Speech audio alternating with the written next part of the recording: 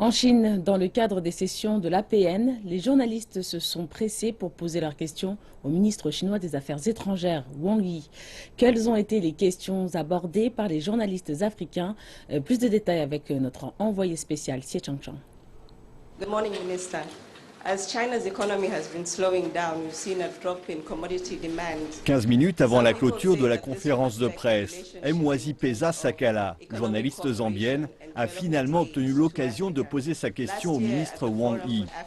En tant que représentante des médias africains, elle a voulu savoir si le ralentissement économique chinois influencera les investissements chinois en Afrique.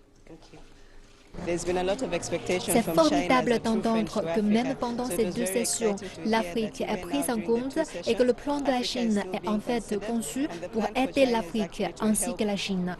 Donc cette coopération mutuelle est bénéfique et utile parce que c'est une situation gagnant-gagnant pour nous tous. Je pense que c'est très encourageant.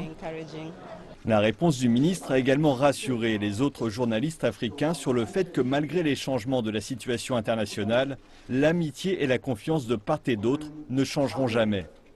La Chine est vraiment toujours de notre côté parce que je prends l'exemple de l'épidémie Ebola qui a surgi dans notre pays et vraiment la Chine a été vraiment un des partenaires qui est venu vraiment fortement en aide à la Guinée. Et donc, pour ce point de presse de tout à l'heure, je crois que c'est une certaine consolidation voilà, de cette relation déjà qui existe entre la Guinée et la Chine. Je suis très heureux d'avoir vraiment la manière où la Chine appuie les États africains. Je suis très content dans tous les domaines, que ce soit les infrastructures, routières, les infrastructures de l'éducation ou l'agriculture quelconque. Je suis très content.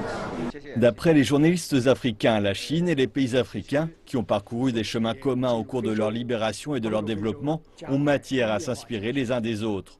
Les deux sessions politiques sont sans doute pour les pays africains une fenêtre importante pour apprendre de l'expérience de la Chine. Donc c'est pourquoi je veux que les gouvernements africains voient que la Chine est en train d'appliquer le 13e plan quinquennal qui a commencé maintenant et qui prendra fin en 2020.